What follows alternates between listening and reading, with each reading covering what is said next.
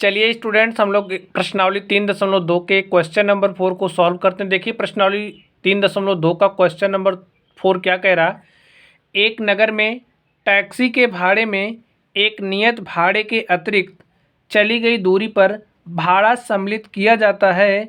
10 kilometre दूरी के लिए भाड़ा रुपया 105 है तथा 15 किलोमीटर के लिए भाड़ा रुपया 155 है।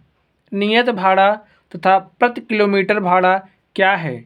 एक व्यक्ति को 25 किलोमीटर यात्रा करने के लिए कितना भाड़ा देना होगा। तो चलिए हम लोग इस प्रश्न को सॉल्व करते हैं।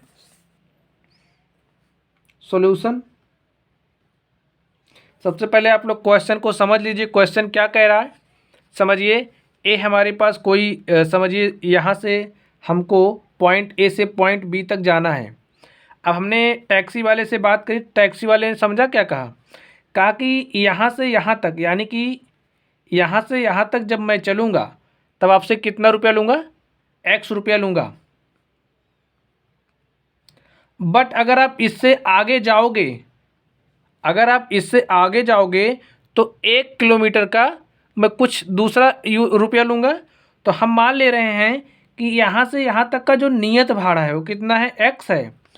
और उसके बाद जो हम अतिरिक्त दूरी चल रहे हैं उसके लिए वो जो किराया ले रहा है वो कितना है, वाई रुपया है। तो इसी बात को हम लोग यहाँ पर लिख लेते हैं। चलिए हम लोग लिखते हैं, माना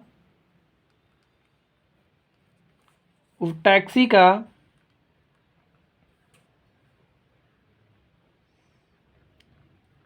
का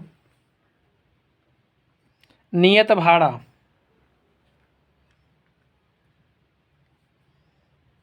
भाड़ा बराबर कितना है, एक्स रुपया। प्रत्येक किलोमीटर पर अतिरिक्त भाड़ा कितना लग रहा है, हम लोग इसको भी मान लेते हैं। माना प्रत्येक किलोमीटर पर, प्रति 1 किलोमीटर पर अतिरिक्त भाड़ा, अतिरिक्त भाड़े को हम लोग मान रहे हैं वाई रुपया है। आप लोग इसको अच्छी तरह से समझिए कि यहाँ से यहाँ तक हमारा नियत भाड़ा लग रहा है और यहाँ से यहाँ तक जो नियत भाड़ा लग रहा है उसको हम लोग मान ले रहे हैं 100 रुपया लग रहा है। लेकिन जब हम लोग यहाँ से इस पॉइंट पर जाएंगे, यहाँ से यहाँ जाएंगे, तो उसके बाद जो भाड़ा लग रहा है वो वाई रुपया पर किलोमीटर की दर से लग रहा है। तो इसको हम लोग यहाँ पे लिख लेते हैं। चलिए अब हम लोग नेक्स्ट देखिए क्या कह रहा है क्वेश्चन। 10 किलोमीटर दूरी के लिए भाड़ा रुपया 105 है। कितना, 10 किलोमीटर के लिए भाड़ा 105 है। अब ये जो 100 रुपया नियत भाड़ा लग रहा है ये तो हमें देना ही पड़ेगा, इसको हम लोग लिख लेते हैं। अब 10 किलोमीटर चल रहे हैं, अब जो 10 किलोमीटर अतिरिक्त चल रहे हैं वहाँ पर हमें रुपया वाई की दर से, वाई रुपया पर किलोमीटर की दर से भाड़ा देना पड़ेगा।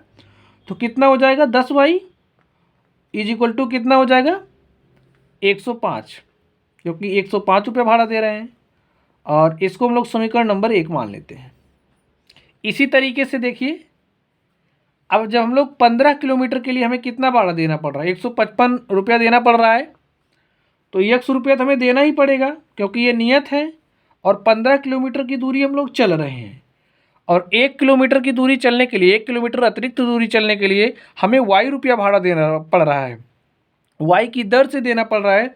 तो 15 किलोमीटर चलेंगे और 15 के लिए हमें कितना देना पड़ेगा भाड़ा, पूरा 15 वाई इज इक्वल टू कितना है टोटल, 155।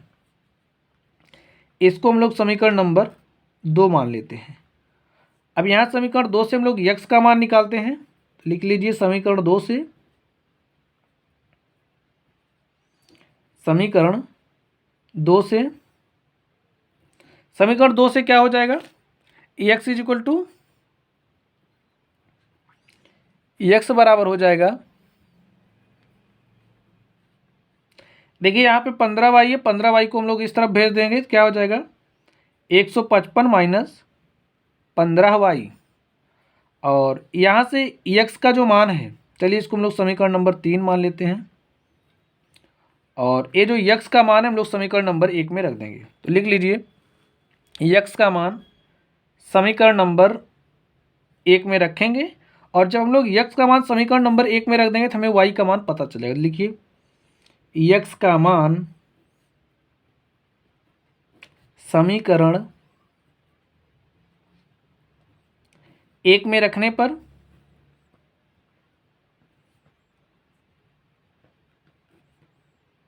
रख दीजिए, यक्स के स्थान पे रखिए 155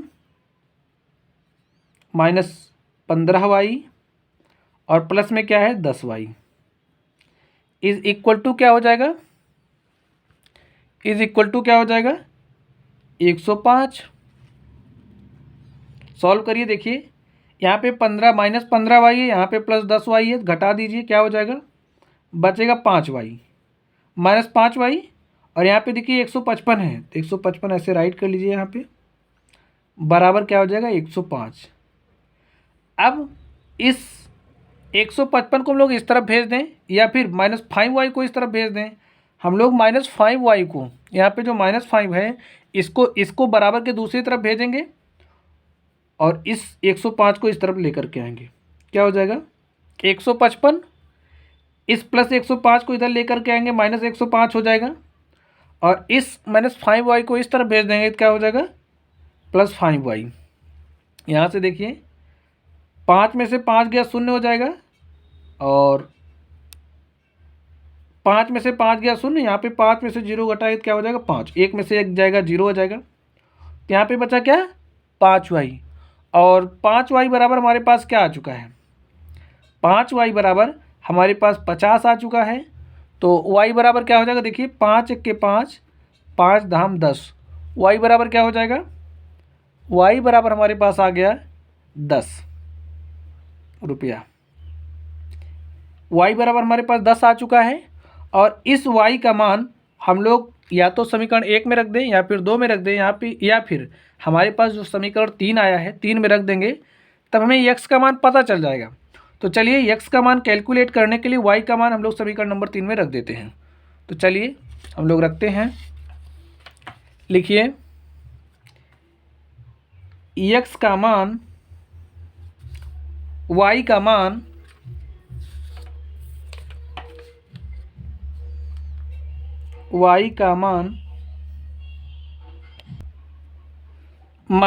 समीकरण 1 में रखने पर, समीकरण 3 में रखने पर y का मान समीकरण 3 में रख दीजिए। हम लोग 3 में रखते हैं, तो 3 में रखिए, समीकरण 3 यहाँ पे है, x इक्वल टू क्या है 155, और हमारे पास देखिए y इक्वल टू कितना है 10, तो y का मान 10 रख देंगे। 15 इंटू में 10 इज इक्वल टू क्या हो जाएगा 155 माइनस 15 धाम 150, और 155 में से 150 घटाइएगा तो कितना आ जाएगा 5, तो x इक्वल टू कितना आ गया 5 रुपया। अब x हमारा क्या था, नियत भाड़ा था, यानी कि टैक्सी का जो नियत भाड़ा है वो कितना है, लिख लीजिए, अतः टैक्सी का नियत भाड़ा, टैक्सी का नियत भाड़ा x बराबर कितना है 5 रुपीज़, और जो प्रत्येक किलोमीटर अतिरिक्त भाड़ा है, प्रत्येक किलोमीटर अतिरिक्त भाड़ा,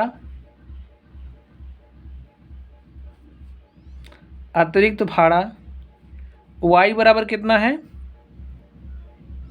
10 रुपया। अब हम लोग निकालेंगे व्यक्ति द्वारा 25 किलोमीटर चलने पर दिया जाने वाला भाड़ा क्या हो जाएगा।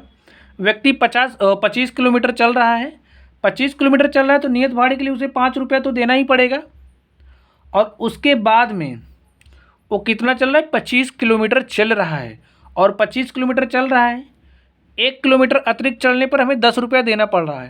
तो हम लोग 25 किलोमीटर अतिरिक्त चलेंगे, 25 किलोमीटर अतिरिक्त चलने पर हमें कितना भाड़ा देना पड़ेगा 25 गुणे 10, तो हमारा टोटल भाड़ा क्या हो जाएगा 5 प्लस 25 गुणे 10, और यहाँ से इसको हम लोग सॉल्व कर लेंगे 5 प्लस 25 दाम कितना हो जाएगा 250, और 250 में हम लोग 5 जोड़ देंगे 250 प्लस 5 कितना हो जाएगा 255 रुपया।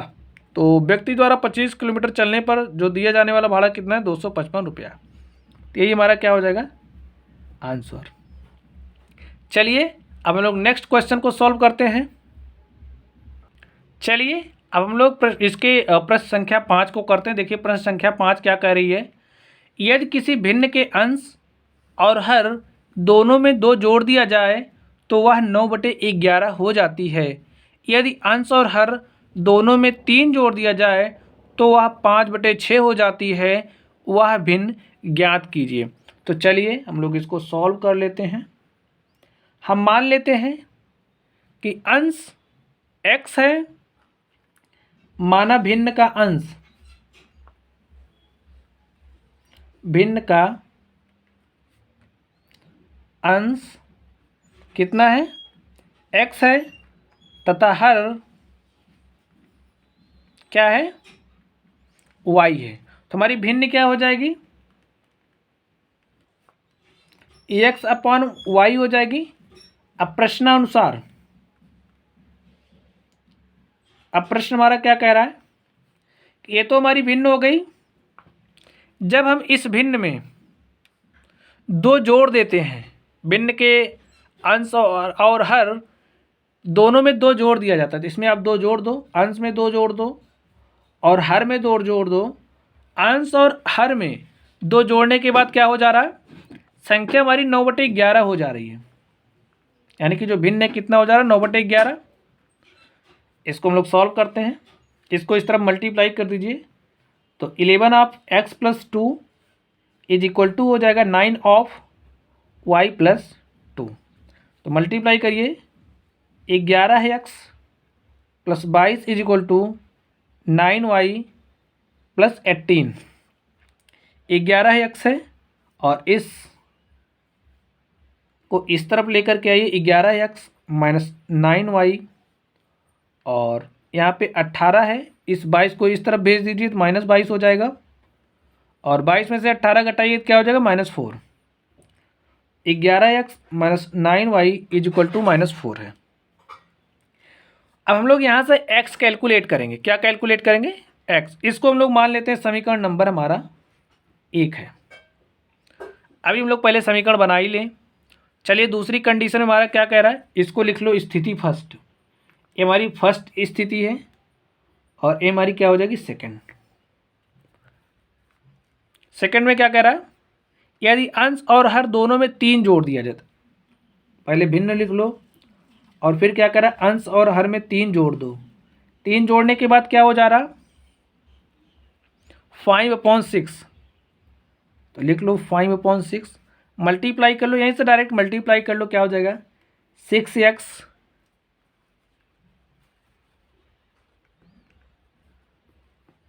क्या हो जाएगा 6x प्लस 18 बराबर इस 5 से इसमें मल्टीप्लाई करिए 5y प्लस 15। यहाँ पे 6x है, इस 5y को इस तरफ ले करके आइए -5y हो जाएगा, और इस प्लस 18 को इस तरफ भेज दीजिए, क्या हो जाएगा कुछ इस तरीके से हो जाएगा। हल करिए, 6x माइनस 5y और 18 में से 15 घटाइएगा तो -3 हो जाएगा क्योंकि -18 है। तो इसको हम लोग समीकरण नंबर 2 मान लेते हैं। ए हमारा समीकरण 1 हो गया और ए हमारा समीकरण 2 हो गया। अब समीकरण 2 से हम लोग x का मान निकालेंगे, समीकरण 1 में रख देंगे। चलिए सबसे पहले हम लोग समीकरण 2 से x का मान निकालते हैं। लिख लीजिए समीकरण 2 से, समीकरण 2 से, तो समीकरण 2 से क्या हो जाएगा, समीकरण 2 हमें क्या दिया 6x minus 5y is equal to -3, और यहाँ से हम लोग x कैलकुलेट कर लेते हैं। x क्या हो जाएगा -3, और इस -5y को इस तरफ भेज देंगे, हमारे पास 5y हो जाएगा, और यहाँ से x इक्वल टू क्या हो जाएगा 5y माइनस 3 अपॉन में 6। इसको हम लोग समीकरण नंबर 3 मान लेंगे। ये जो x का मान आया है इसको हम लोग समीकरण 1 में रखेंगे। तो लिखिए x का मान समीकरण 1 में रखने पर, x का मान समीकरण 1 में रखने पर इस x का मान, ये जो x है समीकरण 1 में रख दीजिए। क्या हो जाएगा 11 ऑफ x, और x की वैल्यू क्या है 5y माइनस 3 अपॉन में 6 minus 9y is equal to minus 4। Solve करिए, इसमें 11 से मल्टीप्लाई कर दीजिए तो 11 पचे 55y माइनस 11 3 33 अपॉन में 6 minus 9y is equal to minus 4।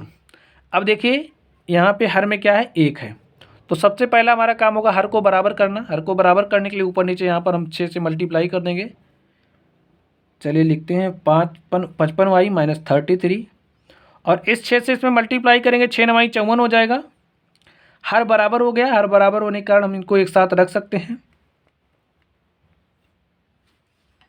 चलिए इसको हल करते हैं। देखिए यहाँ पे 55y है और यहाँ पे 6 9 54y है, ठीक है 6 9 54y है। अब 55y में से 54y घटा देंगे तो क्या बचेगा y बचेगा, और यहाँ पे क्या है माइनस 33, और इस 6 को हम लोग इस तरफ भेज देंगे, क्या हो जाएगा -4 इंटू में 6 मल्टीप्लाई कर दिए 4 छंग 24 माइनस 24 हो जाएगा, और y माइनस 33। इस माइनस 33 को हम लोग इस तरफ भेज देंगे, भेज दीजिए, क्या हो जाएगा y इज इक्वल टू हो जाएगा 33 माइनस में 24 घटा दीजिए, 13 में से 4 गया 9 और 2 में से 2 गया कुछ नहीं यानी कि 0। हमारे पास y इज इक्वल टू क्या आ गया, y इज इक्वल टू 9 आ चुका है। अब इस y का मान हम लोग समीकरण नंबर, इस y का मान हम लोग समीकरण नंबर 3 में रख देंगे और x का वैल्यू कैलकुलेट कर लेंगे। चलिए हम लोग y का मान समीकरण 3 में रखते हैं। तो ये हमारे पास समीकरण 3 है, y इज इक्वल टू हमारे पास 9 आ चुका है, तो इसमें हम लोग y के स्थान पे 9 रख देंगे। रख दीजिए x is equal to 5 of 9 minus 3 upon में 6, तो 5 9 45 हो जाएगा, और 45 में से 3 घटा दीजिए अपॉन में 6, 45 में से 3 घटा दीजिए, क्या हो जाएगा 42 अपॉन में 6। एक्स इज इक्वल टू कितना आ चुका है 42/6, और 6 7 42, तो एक्स इज इक्वल टू हमारे पास क्या आ गया, एक्स इज इक्वल टू हमारे पास 7 आ चुका है। हमें भिन्न बताना है तो लिख लीजिए, अतः भिन्न बराबर क्या हो जाएगा,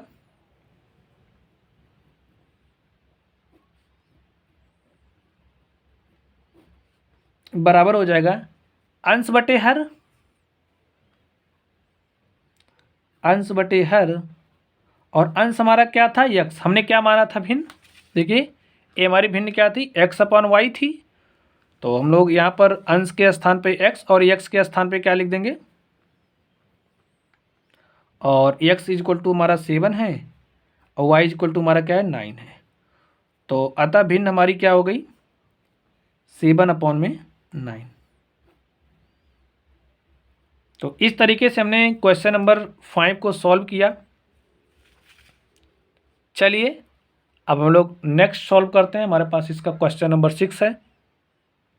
चलिए हम लोग क्वेश्चन नंबर 3 के 6 को सॉल्व करते हैं। देखिए 6 नंबर इसका क्या है, इसका 6 नंबर दे रहा 5 वर्ष बाद जैकब की आयु उसके पुत्र की आयु से 3 गुनी हो जाएगी।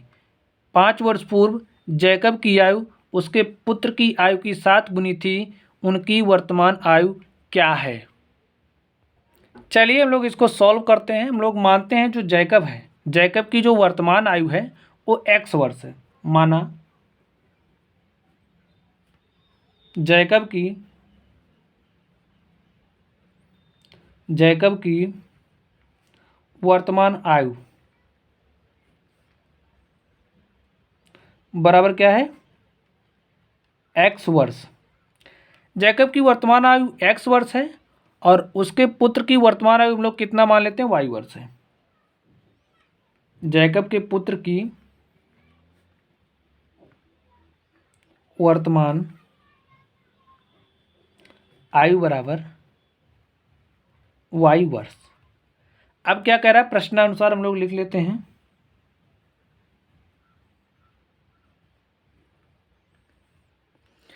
पाँच वर्ष बाद जैकब की आयु उसके पुत्र की आयु से 3 गुनी हो जाएगी। 5 वर्ष बाद, तो 5 वर्ष बाद इनकी उम्र क्या हो जाएगी, 5 वर्ष बाद जैकब की उम्र लिख लीजिए। 5 वर्ष बाद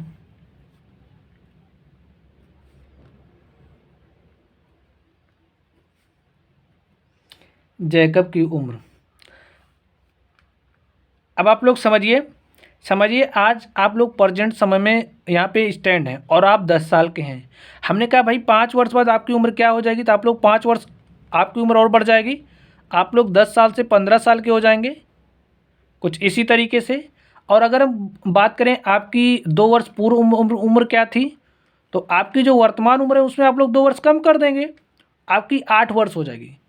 तो 5 वर्ष बाद जैकब की उम्र क्या हो जाएगी, वर्तमान x है, तो 5 वर्ष बाद कितना हो जाएगा, x + 5 ईयर, ठीक है। अब 5 वर्ष बाद जैकब के पुत्र की आयु क्या हो जाएगी, लिखिए 5 वर्ष बाद पुत्र की आयु बराबर क्या हो जाएगा, y + 5। अब क्या कह रहा, समझिए, उसके पुत्र की आयु से 3 गुनी हो जाएगी, यानी कि जो जैकब है, जैकब की आयु उसके पुत्र की आयु की, पुत्र की आयु यही है, कितना गुना हो जाएगा, 3 गुना हो जाएगा। इसको सॉल्व कर लीजिए। x +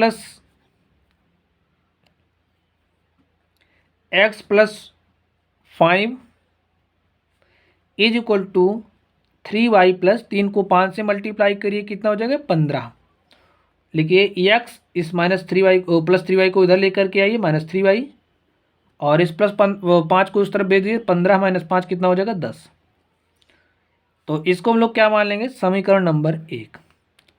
अब हमारी दूसरी स्थिति में क्या दे रहा है, 5 वर्ष पूर्व जैकब की आयु। तो 5 वर्ष पूर्व हम लोग जैकब की आयु निकाल लेते हैं। स्थिति ये हमारी फर्स्ट है और इस सेकंड को हम डायरेक्ट लिख रहे हैं क्योंकि हमने कॉन्सेप्ट बता दिया। 5 वर्ष पूर्व जैकब की जो आयु होगी क्या हो जाएगी, x - 5 हो जाएगी, और उसका जो पुत्र है, जैकब का पुत्र है, 5 वर्ष बाद उसके पुत्र की आयु में से भी 5 कम हो जाएगा, तो y में से 5 कम कर दीजिए। अब क्या कह रहा, उसके पुत्र की आयु की 7 गुनी थी, तो ये जैकब है और जैकब की जो उम्र है उसके पुत्र की उम्र की कितनी गुनी थी, 7 गुनी थी, तो 7 गुना हमने कर दिया। यहाँ पे हमने डायरेक्ट लिखा, हमने कॉन्सेप्ट यहाँ पर आपको बता दिया था। चलिए हम लोग इसको सॉल्व करते हैं। x - 5 = 7y - 7 × 5 = 35। x - 5 बराबर क्या हो गया, 7y - 35। इस 7y को हम लोग इधर लेकर के आते हैं, -7y हो गया, और यहाँ पे है -35। इस -5 को इस तरफ भेज दीजिए। x - 7y = -35 प्लस में 5, और यहाँ पे क्या आ जाएगा, -30। x - 7y = -30। इसको हम लोग समीकरण नंबर 2 मान लेते हैं। अब समीकरण 2 से हम लोग x का मान निकालते हैं। लिखिए समीकरण 2 से, समीकरण 2 से क्या हो जाएगा, समीकरण 2 हमारे पास दिया क्या है, x - 7y = -30 दिया है, और यहाँ से हम लोग x निकाल लेते हैं, -30 + 7y, और इसको हम लोग समीकरण नंबर 3 मान लेते हैं। इस x का मान हम लोग समीकरण नंबर 1 में रख देते हैं। लिखिए x का मान समीकरण 1 में रखने पर, समीकरण 1 में रख दीजिए, क्या हो जाएगा -30 + 7y इज इक्वल टू,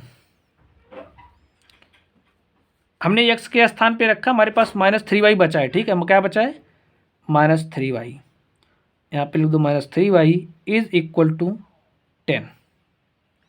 इसको हल करते हैं हम लोग।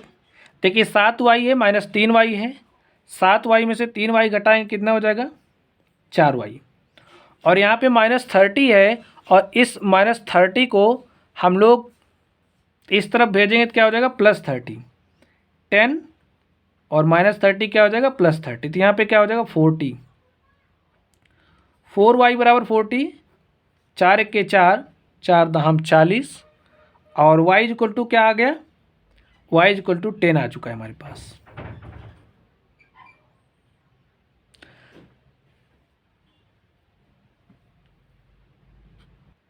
अब ये जो y इक्वल टू 10 आया है, इसके मान को हम लोग समीकरण 1 में भी रख सकते हैं, 2 में भी रख सकते हैं, और 3 में भी रख सकते हैं। यहाँ से हमें x बराबर x का मान मिल जाएगा। तो चलिए हम लोग y इक्वल टू 10 समीकरण 3 में रखते हैं। लिखिए y का मान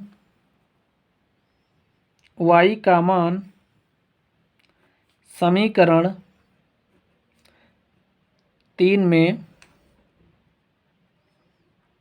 रखने पर, समीकरण 3 हमारा यही है, इसमें हम लोग y इक्वल टू 10 रखेंगे तो x इक्वल टू क्या हो जाएगा -30 + 7, और y का वैल्यू क्या रखना है 10, -30 प्लस और 7 दहम 70, 70 में से 30 घटा दीजिए क्या हो जाएगा 40, और x इक्वल टू क्या हो गया 40। x हमने क्या माना था देख लीजिए, x जैकब की वर्तमान आयु थी, तो लिखिए अतः जैकब की वर्तमान आयु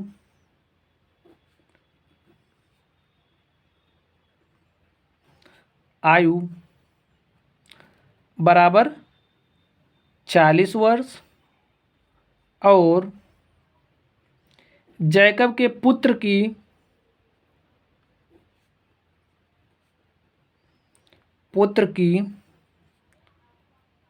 वर्तमान आयु बराबर कितना आया, y बराबर हमारे पास 10। तो लिख लीजिए जैकब के पुत्र की वर्तमान आयु बराबर 10 वर्ष। तो स्टूडेंट्स इस तरीके से हमने क्वेश्चन नंबर 6 को सॉल्व किया।